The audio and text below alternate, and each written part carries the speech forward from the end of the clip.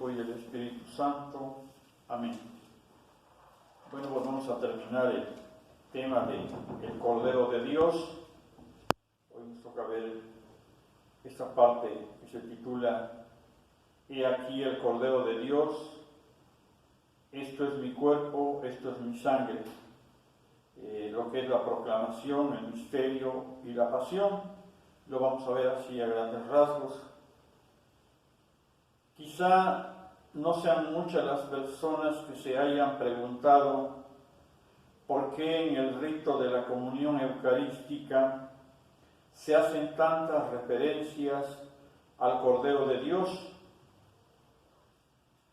Después de darnos la paz, invocamos por 3 veces al Cordero de Dios que quita el pecado del mundo. El pan eucarístico nos es presentado con estas palabras: He aquí el Cordero de Dios que quita el pecado del mundo. Dichosos los invitados a la cena del Señor. Es curioso constatar que la traducción española del texto original en latín evita la última referencia al Cordero y en lugar de cena del Cordero se traduce como cena del Señor. También en el canto de Gloria, el Señor Jesús es invocado como el Cordero de Dios que quita los pecados del mundo. También veamos cómo en el primer prefacio de la Eucaristía de la Pascua decimos: porque Él es el verdadero Cordero que quita el pecado del mundo. Ahora, la pregunta que nos deberíamos de hacer todos: ¿qué aporta a la comprensión humana del misterio eucarístico la referencia a Jesús como Cordero de Dios que quita los pecados del mundo? O sea, ¿a mí qué me dice? Cada vez que voy a comulgar, cada vez que voy a la Sagrada Eucaristía, ¿qué me dice esa expresión? El Cordero de Dios que quita los pecados del mundo. Porque a veces como que no estamos muy conscientes de esto, ¿no? Sabemos hoy, ¿verdad? Y porque tenemos muchos testimonios, que el Cordero de Dios quita, para empezar, los males del mundo, quita las enfermedades, cura nuestras heridas, nos da la paz, las dificultades que muchas veces tenemos. Es algo hermosísimo, ¿no? Y hay una cita que es muy hermosa del Evangelio de San Juan, versículo 54, que dice: el que come mi carne y bebe mi sangre tiene vida eterna y yo lo resucitaré en el último día. Y bueno, si todo esto yo por lo menos lo entiendo y me esfuerzo por vivirlo, pues bendito sea Dios, ¿no? Porque voy a buscar la Sagrada Eucaristía todos los días, como dice por ahí un salmo, ¿no? Como busca la sierva las corrientes de agua viva. Ahora, por otro lado, reflexionando, si buscamos en la liturgia eucarística la fuente, la liturgia eucarística de alguna manera es una gran fuente de nuestra fe, ¿no? Y ahí vamos a ver que tenemos 3 pasos. En el primero tenemos la proclamación de lo que decíamos al empezar, ¿no? He aquí el Cordero de Dios, esto es mi cuerpo, esto es mi sangre. También tenemos, ¿verdad?, ese gran misterio que es en sí la Eucaristía del Cordero, pero en el ámbito de la animalidad, ¿sí? Y la tercera parte, que es bueno también reflexionarlo, nos habla de la pasión amorosa que tiene el Cordero de Dios por nosotros, por la humanidad, a lo que pues podríamos llamarle también la cena de bodas del Cordero, porque al final de toda esta peregrinación en este mundo, pues yo creo que todos tenemos la vista puesta, ¿verdad?, nuestros ojos, nuestra mirada, nuestro espíritu puesto en esas bodas eternas del Cordero de Dios. Veamos el primer punto. Sobre la proclamación. He aquí el Cordero de Dios, esto es mi cuerpo. Fíjense que para esto les voy a mencionar dos testimonios grandes que tenemos aquí. Testimonios de donde se nos habla, ¿verdad?, sin ningún lugar a dudas, así lo podríamos decir, de que nuestro Señor Jesucristo es el Cordero de Dios. Uno de los primeros, y para mí uno muy muy importante, es el de Juan el Bautista. Y fíjense cómo lo hace él. Presentó a Jesús ante dos de sus discípulos con esta frase que es única en toda la Biblia. He aquí el Cordero de Dios que carga con el pecado del mundo. No con los pecados, ¿no?, así como dijéramos, en plural, ¿no?, sino con el pecado en singular. Jesús, por lo tanto, carga con la condición pecadora del ser humano, con el estado pecaminoso del ser humano del cosmos. Por eso dice Juan el Bautista, he aquí el Cordero de Dios que carga con el pecado del mundo. Eso es muy importante, ¿no? Y también tenemos otro testimonio, el del diácono Felipe. Allí hay un pasaje muy hermoso en los Hechos de los Apóstoles que nos dice: un ángel del Señor habló a Felipe diciendo, levántate y ve hacia el sur, al camino que desciende de Jerusalén a Gaza. Este es un camino del desierto. Él se levantó y fue. Y aquí había un eunuco etíope, alto oficial de Candace, reina de los etíopes, el cual estaba encargado de todos sus tesoros, y había venido a Jerusalén para adorar. Regresaba sentado en su carruaje y leía al profeta Isaías. Y el Espíritu dijo a Felipe, ve y júntate a ese carruaje. Cuando Felipe se acercó corriendo, le oyó leer al profeta Isaías y le dijo, ¿entiendes lo que lees? Y él respondió, ¿cómo podré? A menos que alguien me guíe. E invitó a Felipe a que subiera y se sentara con él.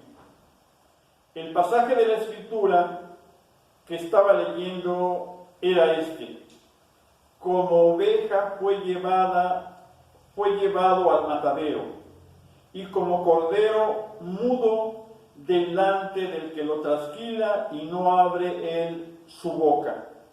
En su humillación no se le hizo justicia. ¿Quién contará su generación?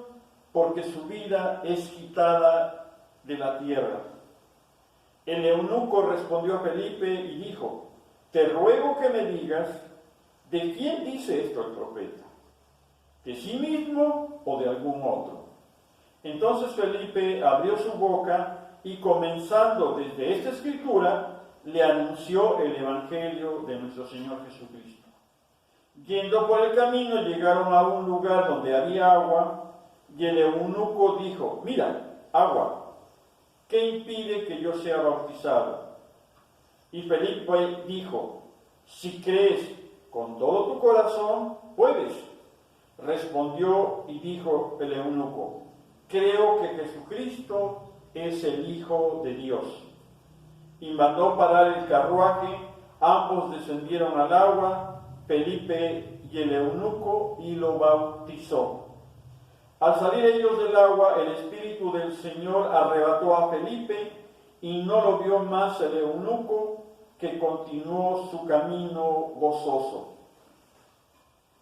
El Cordero de Dios ya le había quitado sus enfermedades, le había curado sus llagas al etíope, y eso es lo que hace el Cordero con todos nosotros, los bautizados, que lo buscamos en la Sagrada Eucaristía. pero nos pide, ¿verdad?, que esto pues lo vivamos haciendo el bien. Luego el segundo punto, el misterio. La Eucaristía del Cordero en el ámbito de la animalidad. En el contexto global de la Biblia, el Cordero es ante todo un importantísimo símbolo religioso. Es inocente y capaz de cohabitar con el buey, con el cabrito y con el lobo. Por ahí lo menciona el libro del Deuteronomio, capítulo 14, verso 4. Es dócil y se deja llevar al matadero. Jeremías 11, 19. Es humilde y aún brutalizado. Se abaja y no abre la boca. El cordero convive con cualquiera y por eso muchos lo comen indignamente, como dice la Escritura. El que come y bebe indignamente, come y bebe su propia condenación por no reconocer el cuerpo del Señor. Primera carta a los Corintios, capítulo 11, verso 29. Esto es muy triste, pero desgraciadamente pues hay algunos que llegan a caer en esto, ¿no? En el hecho de comer el cordero de manera indigna. Asimismo, el autor del libro del Apocalipsis presenta a Jesús como el Cordero victorioso que, aunque marcado por las señales de su inmolación, está de pie ante el trono de Dios en medio de la comunidad celestial y agraciado con el Espíritu enviado a la tierra. Ahora, el tercer punto, donde nos habla de la pasión amorosa sobre la cena de bodas del Cordero, pues tenemos aquí un hermoso pasaje en el libro del Apocalipsis, donde el autor apocalíptico, que sabemos que es el evangelista San Juan, habla también de la boda del Cordero con su esposa y proclama bienaventurados a los invitados a la cena. El Cordero es mencionado 29 veces en el libro del Apocalipsis. La relación de amor del Señor Jesús y de su Espíritu con la comunidad esposa queda plasmada en las cartas a las 7 comunidades de la Iglesia. ¿Qué les dice el Espíritu a las comunidades de la Iglesia? Eso es muy importante. Ojalá y le pongamos atención. Número 1. A la comunidad de Éfeso le reprocha. Fíjense lo que le reprocha. Pero tengo algo en contra tuya, y es que has perdido tu amor del principio. Date cuenta, pues, de dónde has caído. Recupérate y vuelve a lo que antes sabías hacer. De lo contrario, iré donde ti y cambiaré tu candelero de su lugar. Eso haré si no te arrepientes. Apocalipsis capítulo 2, versos 4 y 5. Y luego más adelante en el verso 7 le dice: y le recuerda que si se convierte, le dará a comer del árbol de la vida que está en el paraíso de mi Dios. El punto número 1, que es a la comunidad de Esmirna, fíjense lo que le pide. Le pide mantenerse fiel al amor hasta la muerte. Fidelidad hasta la muerte. No tengas miedo por lo que vas a padecer. El diablo meterá a algunos de ustedes en la cárcel para ponerlos a prueba. Serán 10 días de prueba. Permanece fiel hasta la muerte y te daré la corona de la vida. Apocalipsis 2, verso 10. Y le promete, fíjense, y le promete no sufrir la muerte segunda. El que tenga oídos, escuche este mensaje. El Espíritu a las iglesias. El vencedor no tiene nada que temer de la segunda muerte, ¿sí? El que se haga vencedor de estas luchas que tenemos a diario. Apocalipsis 2, verso 11. Y luego el tercer punto, que se dirige a la comunidad de Pérgamo, la reprende. A esta comunidad la reprende por su excesiva tolerancia ante algunos que se dejan llevar por la prostitución, aunque aparentemente ella, ¿verdad? Ella permanece fiel, ¿sí? Fíjense cómo la amonesta. Sé dónde vives, y allí está el trono de Satanás, pero te aferras firmemente a mi nombre y no has renegado de tu fe ni siquiera. Cuando mataron a Antipas, mi fiel testigo, ahí donde vives, en esa tierra de Satanás, pero tengo alguna cosa contra ti. Toleras a los que tienen la doctrina de Balaam, al que enseñó a Balac a hacer tropezar a los israelitas con la prostitución. Apocalipsis 2, versos 13 y 14. Y luego miren lo que le promete. Dice, si vences, ¿sí?, te daré el maná escondido. El que tenga oídos, oiga este mensaje del Espíritu a las iglesias. Al vencedor le daré un maná misterioso. Le daré también una piedra blanca con un nombre nuevo grabado en ella que solo conoce el que lo recibe. Apocalipsis 2:17. Luego, en el cuarto punto, se refiere a la comunidad de Tiatira. Le recrimina su tolerancia ante la prostitución idolátrica de la profetisa Jezabel. Fíjense lo que le dice. Pero tengo contra ti que dejas actuar a tu Jezabel, esa mujer que se llama a sí misma profetisa, que enseña a mis servidores y los hace descarriar, pues se prostituyen y comen carnes sacrificadas a los ídolos. Le he dado tiempo para que se arrepienta, pero no quiere dejar su prostitución. Por ahora la voy a arrojar a un lecho de dolor y también enviaré una prueba terrible a los que cometen adulterio con ella, a no ser que se arrepientan de sus maldades. Apocalipsis 2, 20, 23. Si vence, le promete el poder recibido del Padre y el lucero del alba. Al que venza y se mantenga en mis caminos hasta el fin, le daré poder sobre las naciones, las regirá con vara de hierro y las quebrará como vasos de barro. Será como yo, que recibí de mi Padre este poder, y le daré la estrella de la mañana.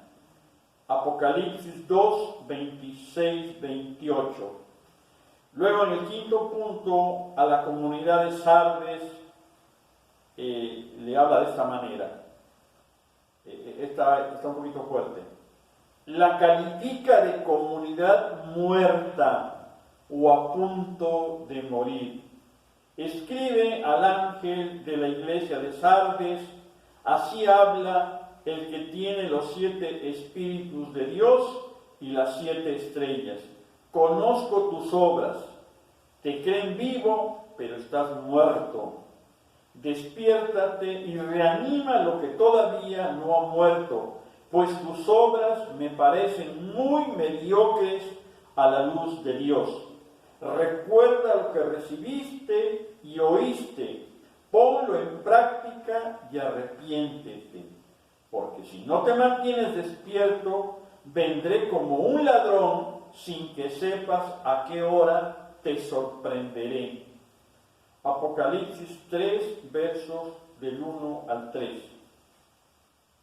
Y termina diciéndole, si se pone en vela, le promete revestirla de blancas vestiduras y no borrar su nombre del libro de la vida.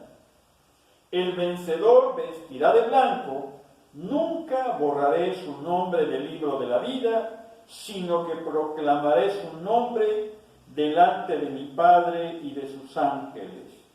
Apocalipsis 3:5.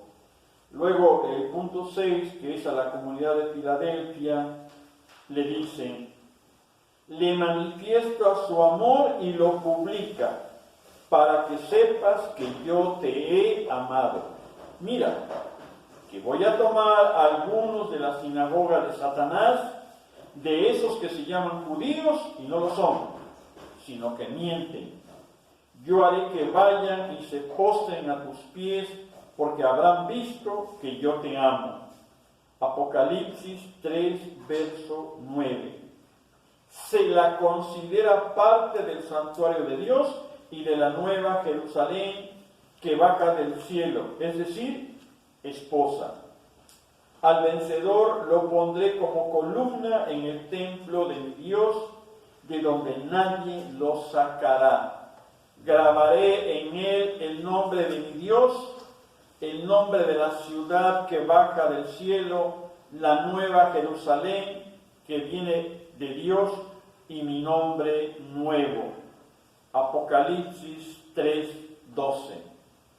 Luego, por último, en el punto 7, se dirige a la comunidad de la Odisea.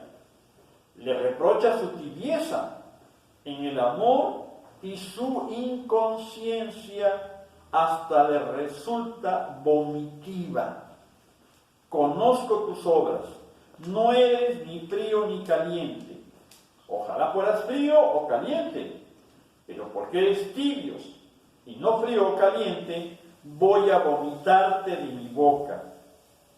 Tú piensas, soy rico, tengo de todo, nada me falta, y no te das cuenta de que eres un infeliz, digno de compasión, pobre, ciego y desnudo. Apocalipsis 3, 15, 17. Y fíjense lo que le pide. Le pide ser ferviente, arrepentirse. Le dice que la reprende y corrige porque la ama. Le promete entrar en su casa y cenar juntos los dos. Mira, que estoy a la puerta y llamo.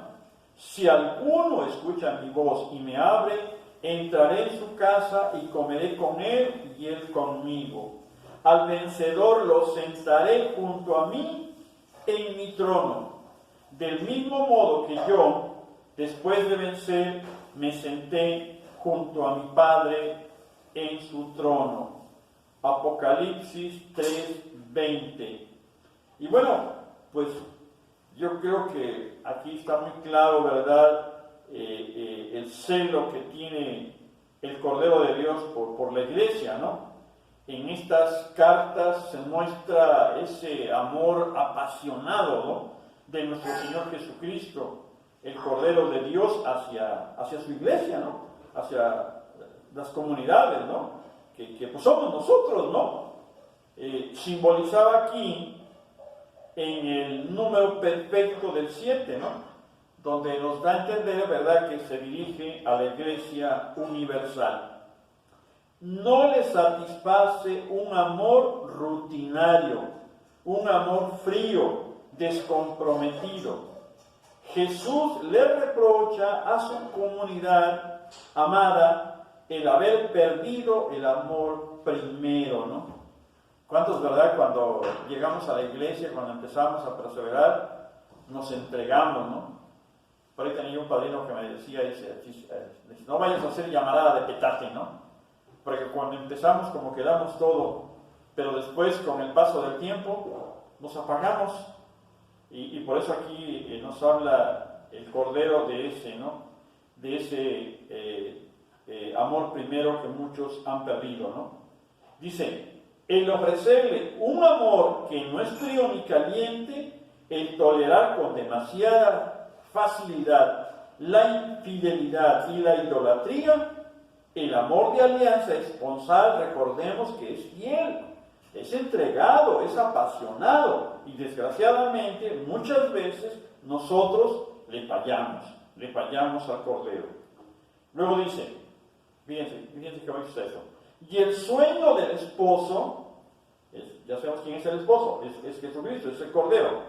Y el sueño del esposo, del Cordero de Dios, es que su esposa coma del árbol de la vida, cene con él en la intimidad, disfrute del maná escondido, pero que sea fiel hasta la muerte.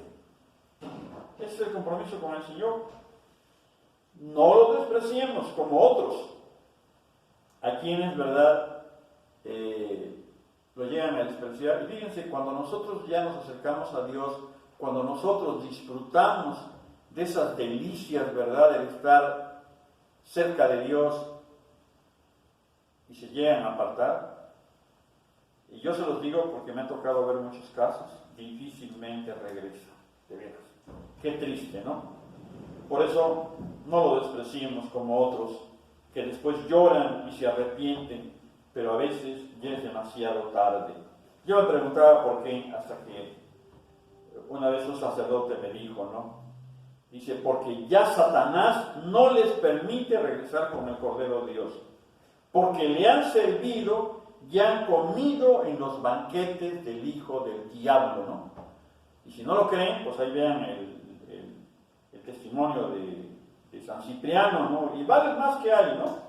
Ahora, ya para terminar, vamos a ver rápidamente cuáles son esas entradas, esas puertas, diría yo, que nos presenta Satanás y que nos hace apetecible, nos hace, como les dijera, pues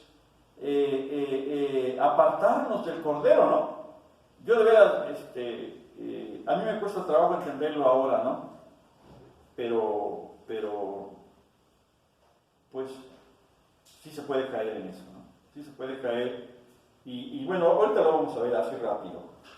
Nos hablan aquí de las 4 puertas que nos presenta Satanás para apartarnos del Cordero de Dios. El primero es el odio. Se conoce como odio a la antipatía o aversión hacia alguna cosa o persona cuyo mal se desea. La palabra odio es de origen latino, odio. El odio es sinónimo de hostilidad, resentimiento, rencor, lo cual genera un sentimiento de profunda enemistad y rechazo que conduce al mal hacia una persona o el deseo de enfrentamiento con la misma. ¿Y esto quién lo induce? Lo induce Satanás. En referencia a lo anterior, el odio es visto como un valor negativo que va en contra del amor o la amistad, que produce disgusto o repulsión hacia una persona, cosa o situación con el deseo de destruir o evitar todo aquello que se odia. El odio acarrea consecuencias destructivas y peligrosas, específicamente agresiones físicas, psicológicas o verbales, que en ocasiones llevan hasta la muerte de una persona, producto del odio que alguien siente por ella, y a veces hasta por sí mismo, ¿no? Lo cual muchas veces es generado por acciones o conductas realizadas pues de distintas maneras, ¿no? Y lo peor es que nos enferma, ¿no? Y nos enferma a nosotros, al que odia, ¿no? ¿Por qué? Recordemos que el odio va muy de la mano con el resentimiento. Y el resentimiento genera en el alma de uno una enfermedad tan profunda y un enajenamiento así de veras, pero terrible, terrible. Yo les pongo este ejemplo. Es como si tomáramos veneno, ¿sí? Pensando que ese veneno le va a hacer daño a la otra persona. Fíjense nada más qué curioso es, ¿no? Es una locura, de veras, ¿sí? Ahora, a mí a veces me han preguntado, oye, ¿y cómo se cura el odio, no? Pues quiero decirles que es muy fácil, fíjense. El resentimiento se cura orando por nuestros enemigos, orando por esas personas que odiamos. Yo a las personas que me han preguntado siempre les sugiero que hagan una lista de todas las personas con las que están resentidas, ¿sí? Y oren de rodillas todos los días por lo menos media hora durante 15 días. Y van a ver cómo a los 15 días se empiezan a aclarar las cosas, ¿sí? Su mente, su corazón empieza a recobrar esa paz. Aquí rápido les leo el odio que encontré en la Biblia. Hay muchísimo, ¿no? Pero encontré aquí unos casos, ¿no?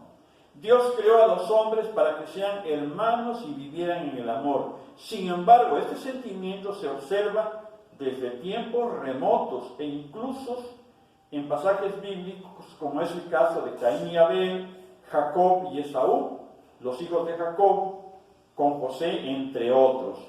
Con base a lo anterior, quien sigue a Dios debe de amar al prójimo, reconciliarse y estar presente para servir su mano amiga en los buenos y malos momentos.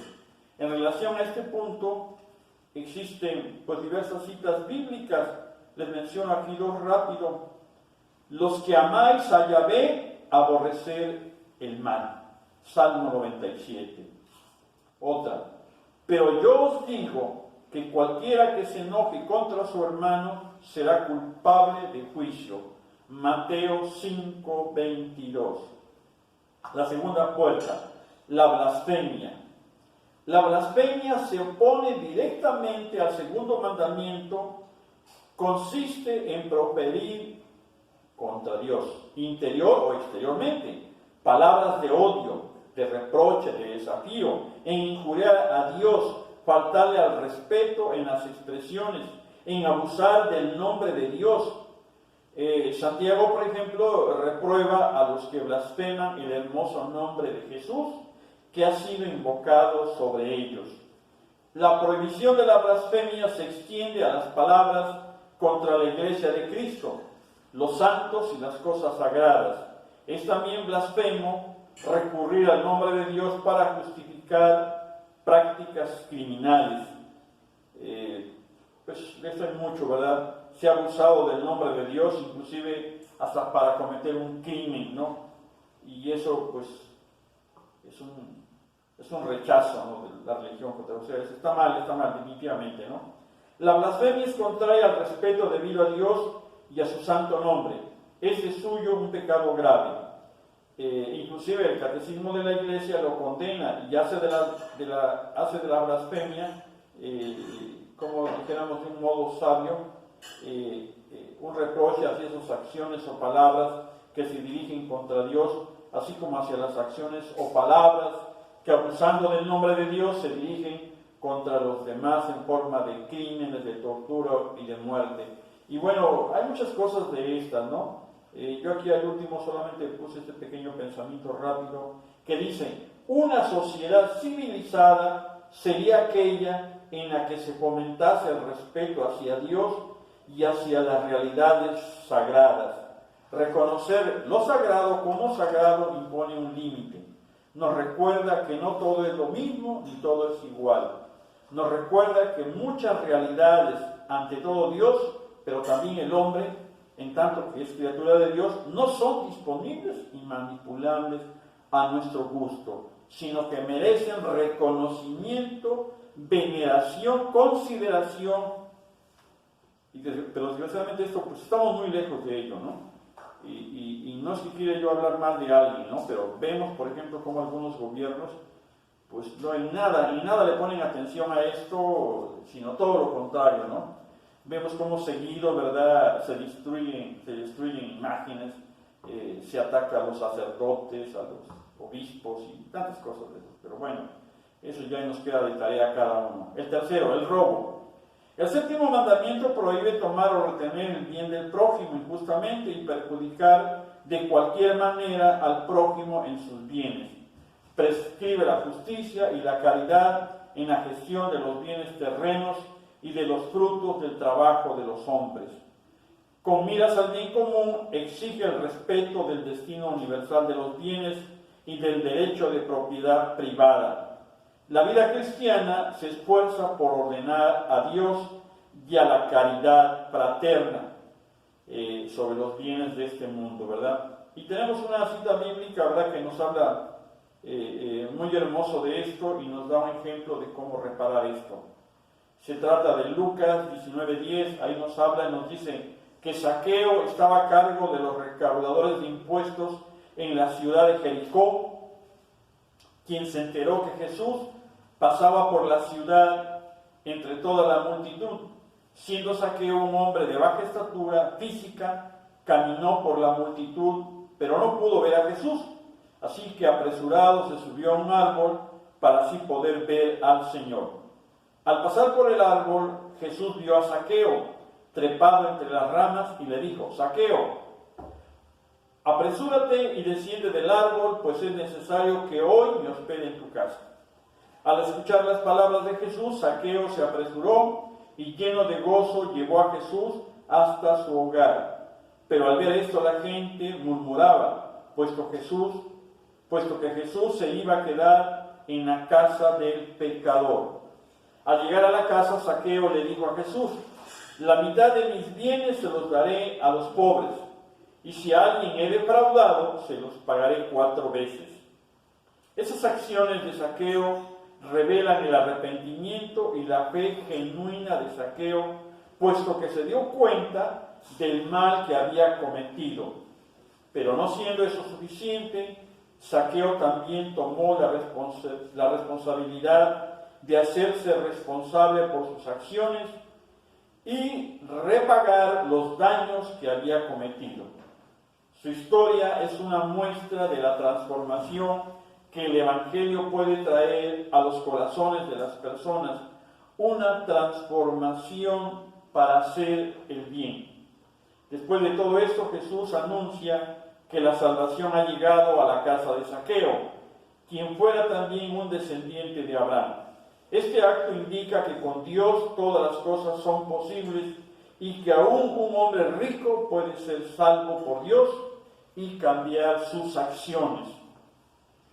Y bueno, pues, ¿cómo se cura, verdad? Pues tenemos que confesarnos, tenemos que devolver, si hemos robado, ¿verdad? Pues aquí, vean, Zaqueo dio hasta 4 veces, ¿no? Yo les digo, bueno, pues den lo doble nomás siquiera, ¿no? Y oremos, ¿no? Y hagamos obras de caridad, ¿no? Es bien difícil esto, pero pues tenemos que ponernos en ese camino. Por último, la impureza. Veamos lo que nos dice el apóstol Pablo, que para esto, para hablar de la impureza es buenísimo. La voluntad de Dios es que se hagan santos y que rehuyan la libertad sexual, que cada uno se comporte con su esposa con santidad y respeto, y no se deje llevar por el deseo como hace la gente que no conoce a Dios. Que nadie ofenda a su hermano o hermana en esta materia o se reproche de él.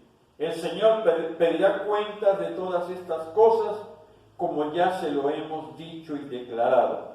Pues Dios no nos llamó a vivir en la impureza, sino en la santidad. Por eso, el que no haga caso de estas advertencias, desobedece, no a un hombre, sino al mismo Dios que les da a ustedes su Espíritu Santo. Y está en la en la primera carta de los Tesalonicenses, capítulo 4, versos 3 al 8. Y por último, el Catecismo de la Iglesia nos dice: el bautismo confiere al que lo recibe la gracia de la purificación de todos los pecados, pero el bautizado debe seguir luchando contra la concupiscencia de la carne y los apetitos desordenados, claro, con la gracia de Dios. Y solamente de esta manera lo va a conseguir. Como conclusión, podemos decir que el misterio de la Eucaristía es de una insondable riqueza. Solo mediante el Espíritu, arraigados y cimentados en el amor, podremos comprender con todos los santos la anchura y la longitud, la altura y la profundidad de este misterio, y conocer el amor de Cristo que excede a todo conocimiento. La liturgia nos invita a reconocer en el pan eucarístico a Jesús, Cordero de Dios que carga con el pecado del mundo. A Jesús nuestra Pascua, la liturgia también nos invita a participar en la cena del Cordero con sus esponsalicios de amor. Hemos visto cómo todo el simbolismo utilizado nos hace entender que en la celebración de la alianza nueva y definitiva está implicada toda la creación, toda la biocenosis, que es la vida compartida, la vida en común de todo el universo, de nuestro planeta, por lo menos, ¿no? Incluso hablábamos de aquella parte de animalidad que nos constituye a los seres humanos, ¿no? Pero desgraciadamente algunos pues vivimos